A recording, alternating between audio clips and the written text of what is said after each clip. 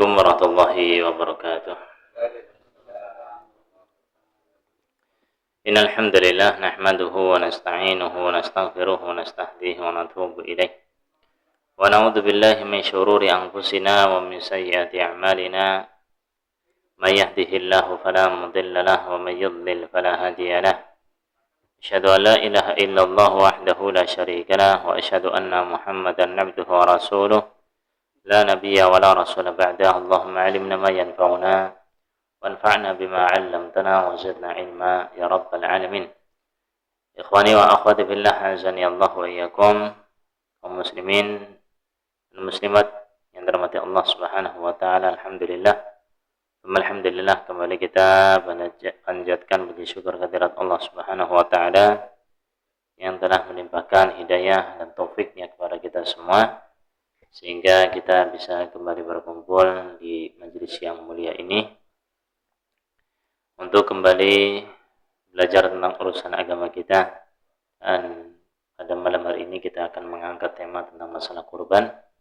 Mudah-mudahan Allah Subhanahu wa taala mudahkan kita untuk mempelajarinya, dan semoga apa yang kita dapatkan menjadi ilmu yang bermanfaat. Allahumma amin.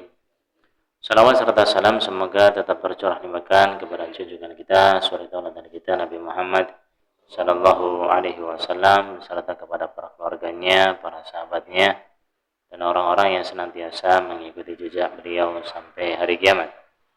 Ikhwatal iman, a'azani Allahu wa iyyakum.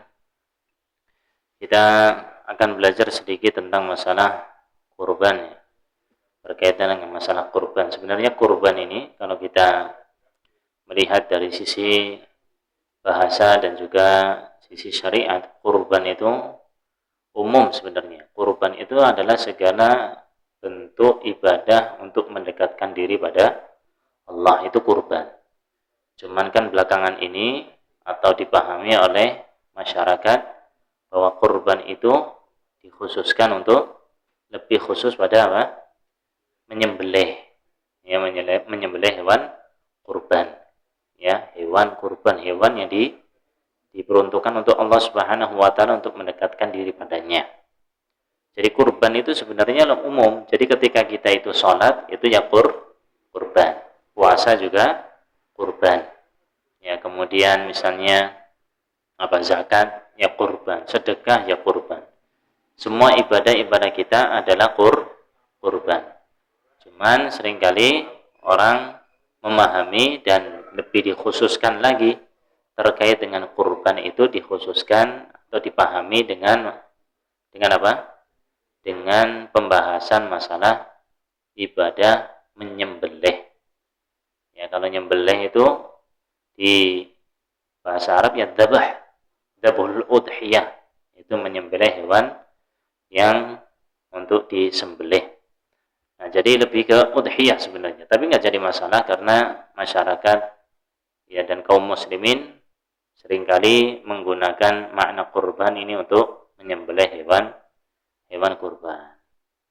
Nah, berkaitan dengan hal ini, ya, terkait dengan masalah menyembelih hewan kurban, ini adalah satu hal yang disyariatkan, ya. Kalau kita lihat fikul udhiyah itu hewan yang disembelih, ya, hewan kurban yang disembelih di hari Idul Adha sampai hari tasyrik untuk mendekatkan diri pada Allah Subhanahu wa taala.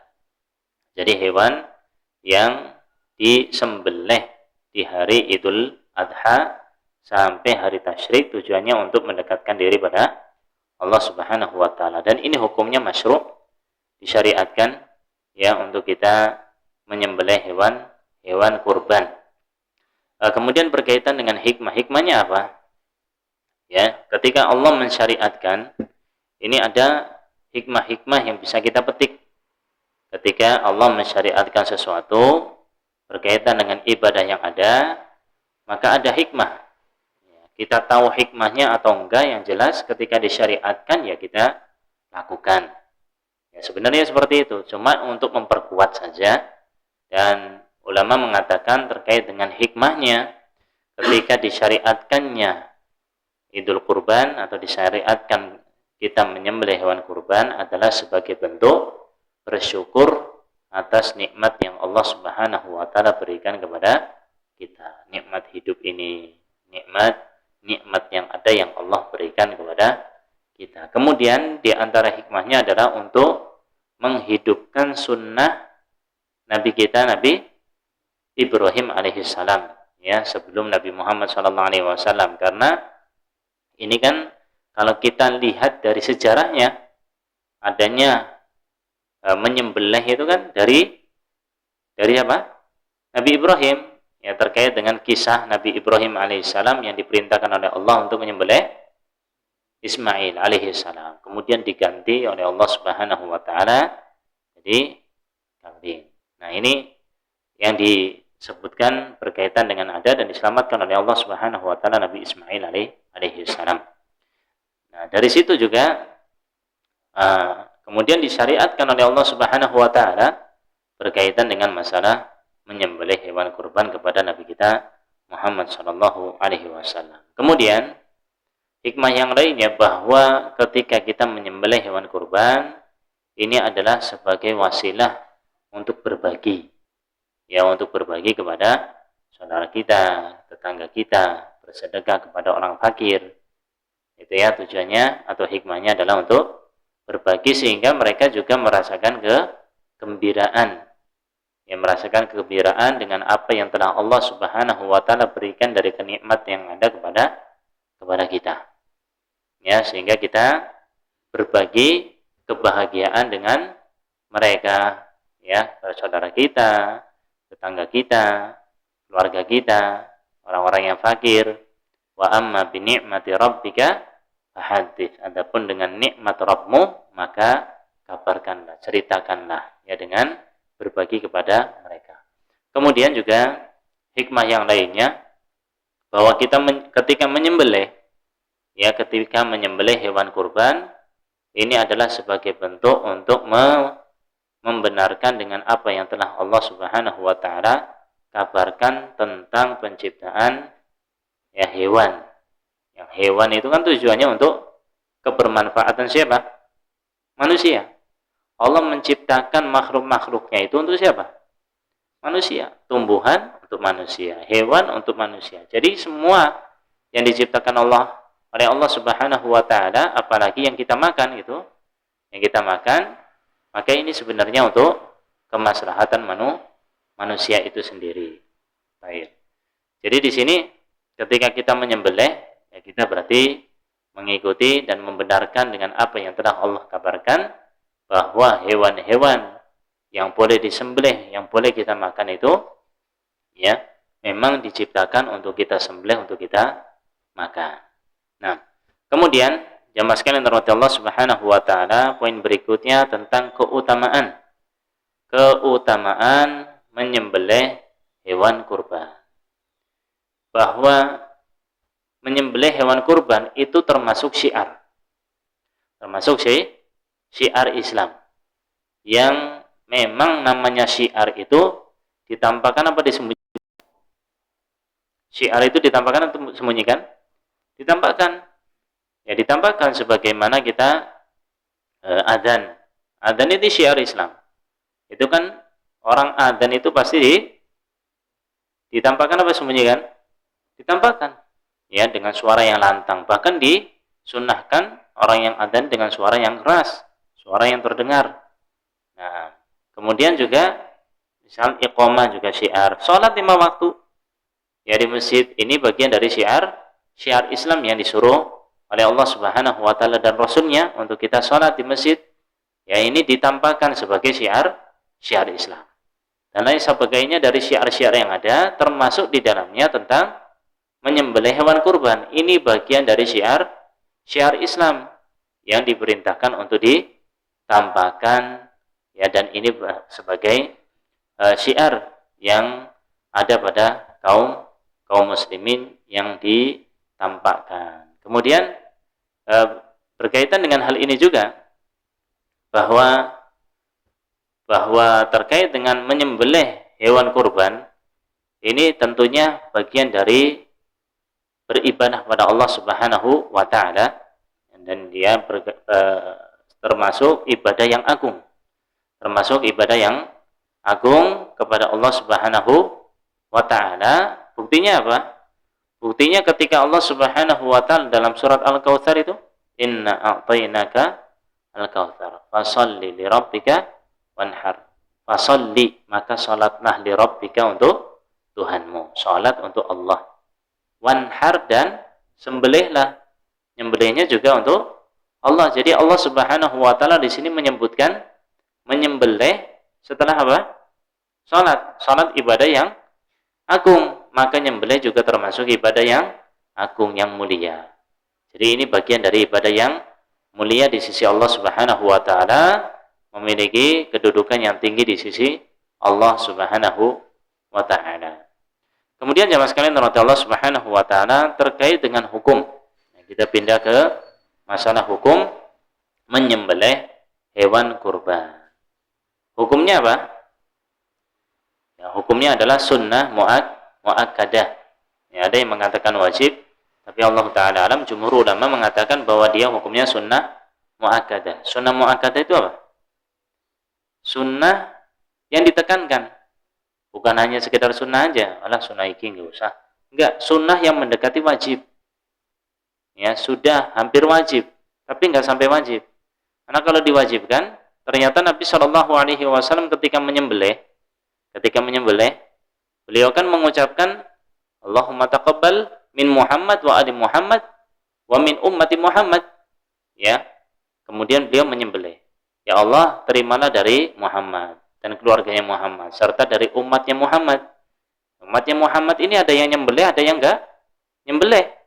Ini membuktikan bahwa dia itu belum wajib. Kalau wajib berarti apa? Kalau wajib, ya berarti orang yang enggak menyembelih maka dia berdosa. Baik. Apalagi kalau dikatakan wajibnya wajib aini. Yang jelas ini hukumnya adalah sunnah. Ya, sunnahnya tapi sunnah muakkadah, sunnah yang sangat ditekankan.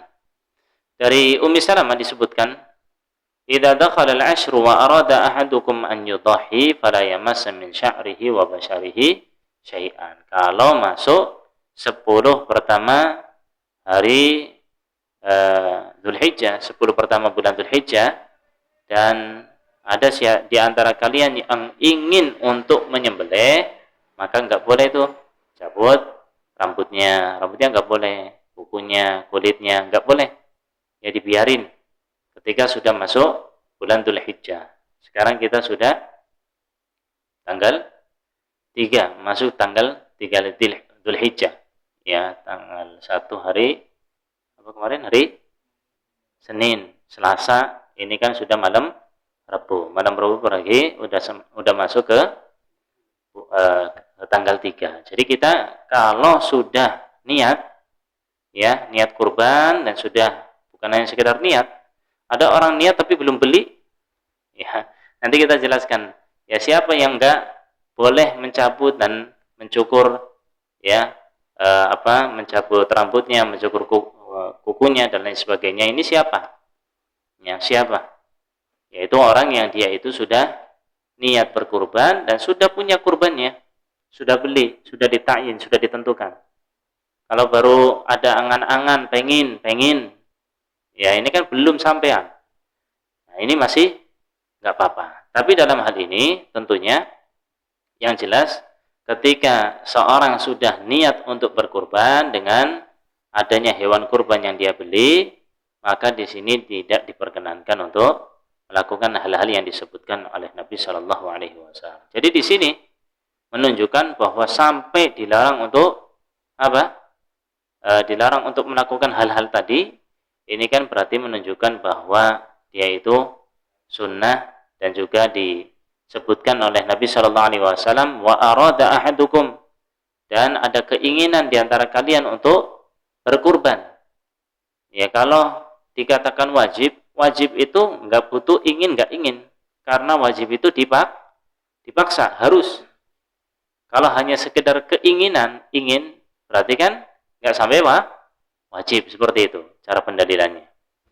Nah, kemudian jemaah sekalian rahmati Allah Subhanahu wa taala, di hadis yang lain yang menunjukkan tentang hukumnya, bahwa Nabi sallallahu alaihi wasallam amar bi kabshin aqran yata'u fi sawadin wa yabruku fi sawadin wa yanzuru fi sawad fa ata bihi liyudhiya bihi faqala laha ya Aisyah halummil mudyah ila akhir hadis. Jadi disebutkan bahwa Nabi sallallahu alaihi wasallam itu memerintahkan untuk menyiapkan ini kambingnya beliau. Ya, kambingnya beliau itu yang mau disembelih bertanduk, ya, kemudian ada warna hitamnya, ya, ada warna putihnya. Jadi itu kambingnya Nabi Shallallahu Alaihi Wasallam. Kemudian diberikan kepadanya pisaunya untuk menyembelih.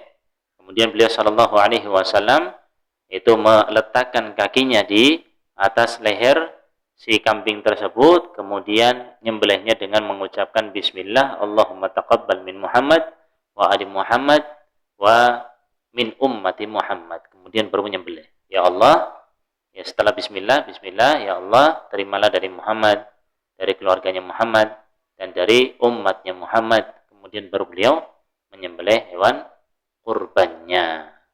Jadi di sini Nabi Shallallahu Alaihi Wasallam itu menyembelih bukan atas nama diri sendiri saja, bahkan atas nama keluarganya. Keluarganya siapa? Ya istrinya dan lain sebagainya dari keluarganya beliau Shallallahu Alaihi Wasallam dan dari umatnya beliau Shallallahu Alaihi Wasallam. Jadi dalam hal ini Nabi Shallallahu Alaihi Wasallam nyembelih bukan hanya untuk pribadi beliau. Jadi nggak apa-apa. Ya jenengan itu nyembelih untuk diri sendiri dan juga untuk keluarganya. Ya karena ada kesalahpahaman di masyarakat umum memahami pokoknya kalau nyembelih itu satu-satu. Nah, tahun ini nyembelih untuk dia, tahun depan nyembelih atas nama istrinya, tahun berikutnya nyembelih kalau mampunya satu-satu. Kalau dia itu mampu untuk beli hewan kurban satu tahun itu sebanyak ya anggota keluarga, dia nyembelih semua itu. Misalnya dia, istrinya, anaknya 5, berarti nyembelih berapa? 7. Ya 7 tahun tuh gantian kalau mampunya cuma 1. Nggak harus seperti itu.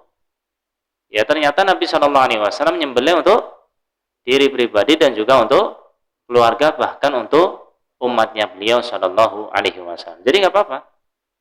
Ya kayak di mertua saya itu dipahami seperti itu. Jadi punya gantian. Setiap yang kamu istrinya belum nyembelih loh, ya tahun depan nyembelih. Ya suaminya belum nyembelih, udah kamu dulu apa saya dulu? Enggak, ganti-gantian. Enggak harus gitu. Ya silakan satu sembelihan untuk atas nama sendiri dan juga keluarga. Jadi keluarganya juga dapat pahala. Ya itu mulia. Jadi masya Allah agama ini mudah. Nah, sehingga di sini menunjukkan bahwa Nabi Shallallahu Alaihi Wasallam juga di sini menyembelih untuk yang tidak menyembelih hewan kurban. Nah keluarganya berarti nyembelih nggak? Ada hewan kurbannya nggak? Kan nggak. Beliau nyembelih untuk dirinya dan untuk keluarganya. Untuk keluarganya atas nama keluarga dari sisi pahala. Padahal itu sembelihannya siapa? Nabi Shallallahu Alaihi Wasallam. Jadi ini menunjukkan bahwa hukumnya adalah sunnah muakkadah. Kemudian jemaah sekalian dirahmati Allah Subhanahu wa taala, disebutkan dalam athar juga dari Hudzaifah bin Usaid. Beliau mengatakan adraktu Abu Bakar aw ra'aitu Abu Bakar wa Umar radhiyallahu anhuma kana la yudhhiyani fi ba'di hadithihim karahiyata an yuqtada bihima. Disebutkan oleh Hudzaifah bin Usaid bahwa saya mendapati atau saya melihat Abu Bakar dan Umar. Abu Bakar, Umar. Siapa mereka? Sahabat Nabi Shallallahu Alaihi Wasallam yang mulia, min kibari sahabat, ya, dari pembesar para sahabat Nabi Shallallahu Alaihi Wasallam. Disebutkan bahwa Abu Bakar dan Umar ternyata kana la yudhhiyani fi ba'di hadithihim. Ya, ternyata mereka berdua pernah tidak menyembelih hewan kurban. Kenapa? Karahiyata an yuqtada bihima. Karena takut, khawatir, ya. Karena khawatir akan diikuti terus, dikiranya nanti wajib. Ini nyembelih terus setiap tahun, berarti wajib kan gitu.